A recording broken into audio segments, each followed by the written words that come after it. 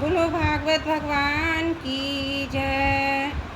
दशम स्कंद 60वां अध्याय। श्री कृष्ण रुक्मिणी जी संवाद। श्री सुखदेव जी कहते हैं, परीक्षित, एक दिन समस्त जगत के परमपिता और ज्ञानदाता भगवान श्री कृष्ण रुक्मिणी जी के पलंग पर आराम से बैठे हुए थे।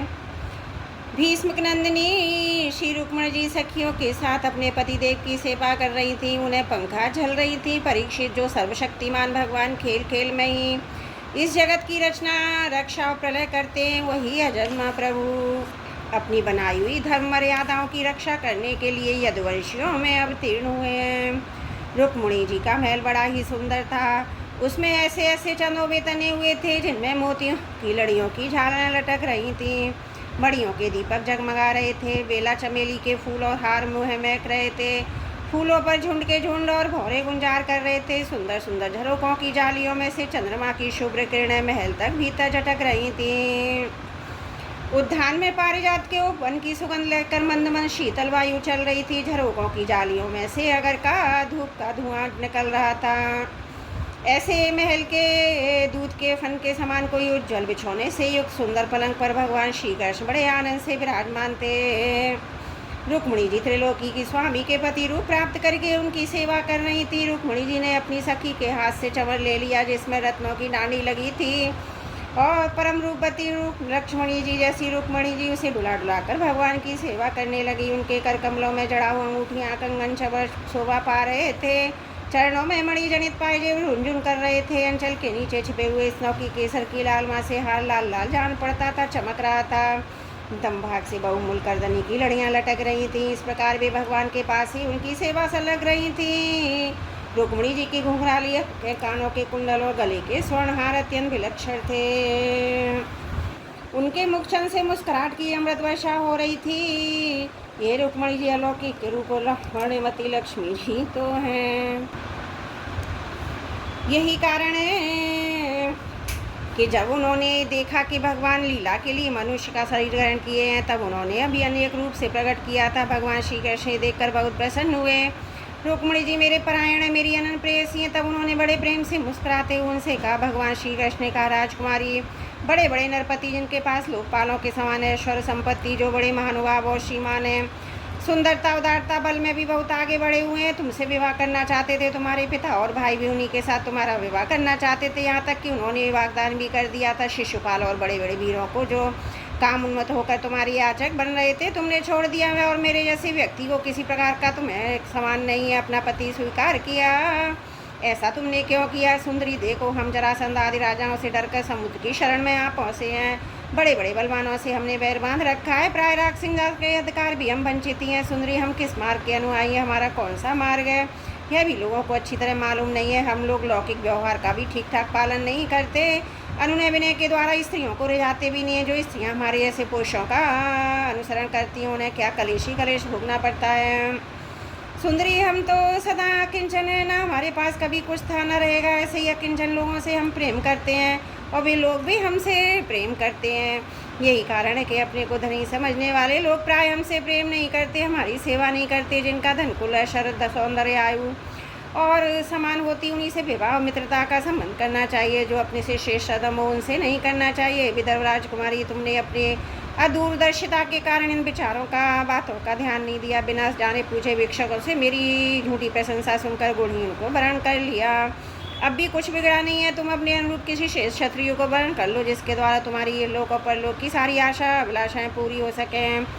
सुंदरी, तुम जानती हो कि शिशुपाल, शाल्व, जरासंध, दंतवक्त्र आदि नरपति, तुम्हारा बड़ा भाई रुक्मी, सभी मुझसे द्वेष करते थे। कल्याणी, वे सब बल पौरुष के मत से अंधे हो रहे थे, अपने सामने किसी को कुछ नहीं गिनते थे। उन दुष्टों का मान मर्दन करने के लिए मैंने तुम्हारा हरण किया था। कोई कारण नहीं था। निश्चय हम उदासीन है, हम स्त्री संतान धन के लोलुप नहीं है, निष्क्रिय देह से संबंध रहित दीप शिखा के समान साक्षी मात्र हैं। हम अपनी आत्मा के साक्षात्कार से ही पूर्ण काम है कृतकृत्य हैं। श्री सुखदेव जी कहते, परीक्षित, भगवान श्री कृष्ण के क्षणभर के लिए मैं अलग न होने के कारण रुक्मिणी जी को अभिमान हो गया था कि मैं उनकी सबसे अधिक प्यारी हूँ। इसी गर्भ की शांति के लिए इतना कहकर भगवान चुप हो गए। परीक्षित जब रुक्मिणी जी ने अपने परम प्रियतम प्रति त्रिलोकेश्वर भगवान की यह अप्रिय वाणी सुनी तो पहले कभी नहीं सुनी थी, तब वे अत्यंत भयभीत हो गई। उनका हृदय धड़कने लगा, रोते रोते चिंता के अगाध समुद्र में डूबने उतरने लगी। वे अपने कमल के समान कोमल नखों की लालमा से कुछ कुछ लाल प्रतीत होने वाले चरणों से धरती कुरेदने लगी। अंजन से मिले हुए काले काले आंसू केसर से रंगे हुए वक्षस्थल को धोने लगे। मूल नीचे को लटक गया। अत्यंत दुख के कारण उनकी वाणी रुक गई और वे ठिठकी सी रह गई। अत्यंत कथा सुनकर उन्होंने एक विचार लुप्त हो गई। वियोग की संभावना से वे तत्क्षण इतनी दुल्ली हो गई कि कलाई का कंगन तक खिसक गया, हाथ का चबर गिर गया। बुद्धि की विकलता के कारण एकाएक चेत हो गई। केश बिखर गए और वायुयोग से खड़े हुए केले के खंभे की तरह धरती पर गिर पड़ी। भगवान श्री कृष्ण ने देखा कि मेरी प्रेयसी रुक्मिणी हास्य विनोद की गंभीरता नहीं समझ रही है। प्रेम पाश की दृढ़ता के कारण उनकी दशा हो रही है। स्वभाव से ही परम कारुणिक भगवान श्री कृष्ण हृदय उनके प्रति करुणा से भर गया है। चार भुजाओं वालों में भगवान उसी समय पलंग से उतर पड़े और रुक्मिणी जी को उठा लिया था। उनके खुले हुए केशपाशों को बांधकर अपने शीतल कर कमलों से उनका मुंह पहुँच दिया। भगवान ने उनके नेत्रों के आंसू और शोक के आंसुओं से भींगे हुए स्तनों को पहुँचकर अपने प्रति अनन्य प्रेम में रखने वाली सती रुक्मिणी जी को भाव भरकर छाती से लगा लिया। भगवान श्री कृष्ण समझाने बुझाने में बड़े कुशल और बड़े प्रेमी भक्तों को एकमात्र आश्रय। तब उन्होंने देखा कि हास की गंभीरता के कारण रुक्मिणी जी की बुद्धि चक्कर में पड़ गई है, वे अत्यंत दीन हो रही थी। तब उन्होंने इस अभ्यस्ता के योग्य अपनी प्रेयसी रुक्मिणी जी को समझाया। भगवान श्री कृष्ण ने कहा, विधर्म नंदिनी, तुम मुझसे वो बुरा मत मानना, मुझसे रूठना नहीं। मैं जानता हूँ कि तुम एक पात्र मेरी प्राण हो, मेरी प्रिय सहचरी। तुम्हारी प्रेम भरी बात सुनने के लिए मैंने हंसी हंसी में चलना की थी। मैं देखना चाहता था कि मेरे यो कहने पर तुम्हारे लाल लाल होठ प्रणय कोप से किस प्रकार फड़कने लगते हैं। तुम्हारे कटाक्षपूर्ण देखने से नेत्रों में कैसी लाली छा जाती है। भौं चढ़ जाने के कारण तुम्हारा मुँह कैसा लगता है। परम प्रिय सुंदरी, घर के काम धंधों में रात दिन लगे रहने वाले गृहस्थों के लिए घर गृहस्थी में इतना ही तो परम लाभ है।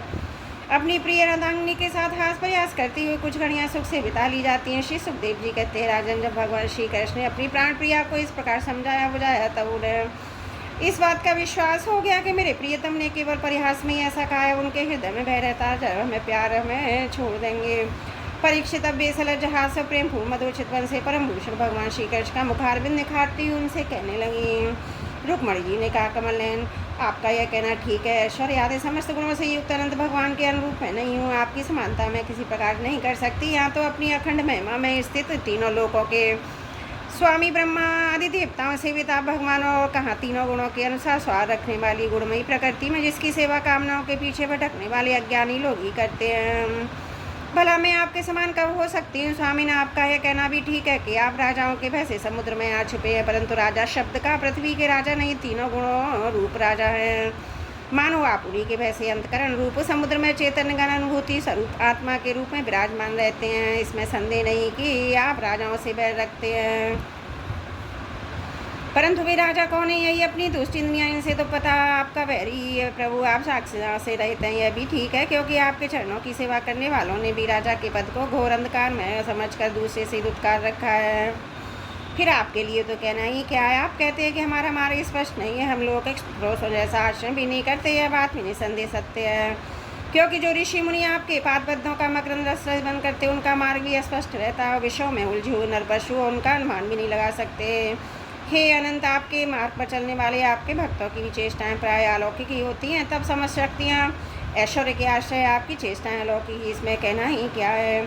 आपने अपने को अकिंचन बतलाया, परंतु आपकी अकिंचता दरिद्रता नहीं है। उसका अर्थ है कि आपकी अतिरिक्त कोई वस्तु न होने के कारण आप ही सब कुछ हैं। आपके पास रखने के लिए कुछ नहीं है, परंतु जिन ब्रह्मा आदि देवताओं की पूजा सब लोग करते भेंट देते वही लोग आपकी पूजा करते रहते हैं। आप उनके प्यारे हैं, वे आपके प्यारे हैं। आपका यह कहना भी सर्वदा उचित है कि धनाढ़ लोग मेरा भजन नहीं करते। जो लोग अपनी धनाढ़ता के अभिमान से अंधे हो रहे हैं, इंद्रियों को तृप्त करने में ही लगे हैं, वे ना तो आपका भजन सेवन ही करते हो ना ही जानते हैं। आप मृत्यु के रूप में उनके सिर पर सवार हैं। जगत में जीव के लिए जितने भी वांछित पदार्थ हैं, धर्म अर्थ काम मोक्ष, उन सबके रूप में आप ही प्रकट हैं। आप समस्त वृत्तियाँ प्रवृत्तियाँ साधनों सिद्धियाँ साध्यों के फलस्वरूप हैं। विचारशील पुरुष को आपको प्राप्त करने के लिए सब कुछ छोड़ देते हैं। भगवान मुनि विवेकी पुरुषों का आपके साथ संबंध होना चाहिए। जो लोग स्त्री पुरुष के सहवास से प्राप्त होने वाले सुख दुख के वशीभूत हैं, वे कदापि आपका संबंध प्राप्त करने के योग्य नहीं हैं।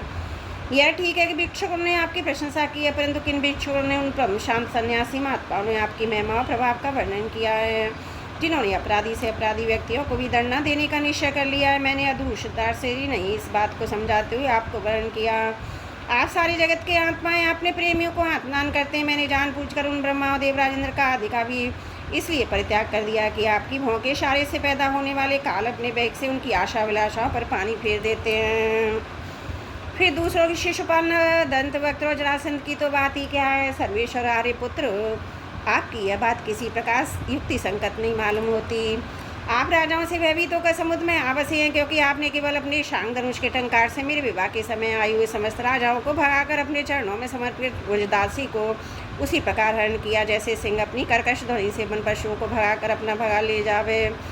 कबल्लिन, आप कैसे कहते हैं कि जो मेरा अनुसरण करता है उसे प्राय कष्ट ही उठाना पड़ता है। प्राचीन काल के अंग प्रथु, भरत, आदि और गए आदि तो बड़े बड़े राजेश्वर अपना अपना एक क्षत्र साम्राज्य छोड़कर आपको पाने की अभिलाषा से तपस्या करने वन में चले गए थे।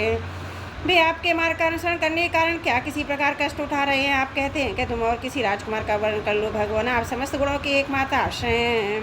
बड़े बड़े संत आपके चरण कमलों की सुगंध का बखान करते रहते हैं। आपका आश्रय लेने मात्र से लोग संसार पाप ताप से मुक्त हो जाते हैं। लक्ष्मी सर्वदा उन्हीं में निवास करती हैं। फिर आप बतलाइए कि अपने स्वार्थ और परमार्थ को भली भांति समझने वाली ऐसी कौन सी स्त्री है जिसे एक बार उन चरण कमलों की सुगंध सूंघने को मिल जाए और फिर उनका तिरस्कार करके ऐसे लोगों को वर्ण करे जो सदा मृत्यु, रोग, जन्म, जरा आदि भय से युक्त हैं। कोई भी बुद्धिमती स्त्री ऐसा नहीं कर सकती। प्रभु, आप सारे जगत के एकमात्र स्वामी हैं। आप ही इस लोक और परलोक में समस्त आशाओं को पूर्ण करने वाले आत्मा है। मैंने आपको अपने अनुरूप समझ कर ही वर्ण किया है। मुझे अपने कर्मों के अनुसार भी विभिन्न योनियों में भटकना पड़े, इसकी मुझको परवाह नहीं है। मेरी एकमात्र अभिलाषा यही है कि मैं सदा अपना भजन करने वाले का मिथ्या संसार भ्रम निवृत्त करने वाले तथा उन्हें अपना स्वरूप पद देने डालने वाले और परमेश्वर के चरणों की शरण में रहूँ। अच्युत शत्रुसूदन, गधों के समान घर का बोझ ढोने वाले, बैलों के समान गृहस्थी के व्यापार में जुटे हुए कष्ट उठाने वाले, कुत्तों के समान तिरस्कार सहने वाले, विलाप के समान कृपण और हिंसक तथा प्रीत दासों के समान स्त्री की सेवा करने वाले शिशुपाल आदि राजा लोग जिन्हें वर्ण करने के लिए आपने मुझे संकेत किया है, उसी हमारी स्त्री के पति हो जिसके कारण में भगवान शंकर, ब्रह्मा आदि देवेश्वरों की सभा में गाई जाने वाली आपकी लीला कथा ने प्रवेश न किया हो। यह मनुष्य का शरीर जीवित होने पर भी मुर्दा ही है। ऊपर से चमड़ी, दाढ़ी, मूंछ, रोए, नख, केशों से ढका हुआ, परंतु इसके भीतर मांस, हड्डी, खून, कीड़े, मल मूत्र, कफ, पित्त, वायु भरे हुए। इसे वही मूल स्त्री अपना प्रियतम पति समझ कर सेवन करती है जिसे कभी आपके चरणाविंद के मकरंद की सुगंध सूंघने को नहीं मिलती। कमल नयन, आप आत्माराम में सुंदरी अथवा गुणवती हूँ, इन बातों पर आपकी दृष्टि नहीं जाती है, तो आपका उदासीन रहना स्वाभाविक है। फिर भी आपके चरण कमलों में मेरा सुदृढ़ अनुराग हो, यही मेरी अभिलाषा है। जब आप इस संसार की अभिवृद्धि के लिए उत्कट रजोगुण स्वीकार करके मेरी ओर देखते हैं तब वह भी आपका परम अनुग्रह ही है। मधुसूदन, आपने कहा है कि किसी अनुरूप वर्ण की वर्ण कर लो। मैं आपकी इस बात को भी झूठ नहीं मानती, क्योंकि कभी कभी एक पुरुष द्वारा जीती जाने पर भी काशी नरेश की कन्या अम्बा के समान किसी किसी की दूसरे पुरुष में भी प्रीति रहती है।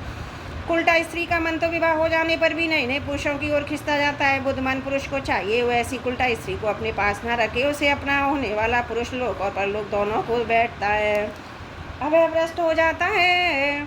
भगवान श्री कृष्ण ने कहा, साध्वी राजकुमारी, यही बात है सुनने के लिए तो मैंने तुमसे हंसी हंसी में तुम्हारी वंचना की थी, तुम्हें झकाया था। तुमने मेरे वचनों की जैसे व्याख्या की है, अक्षरशः सत्य है।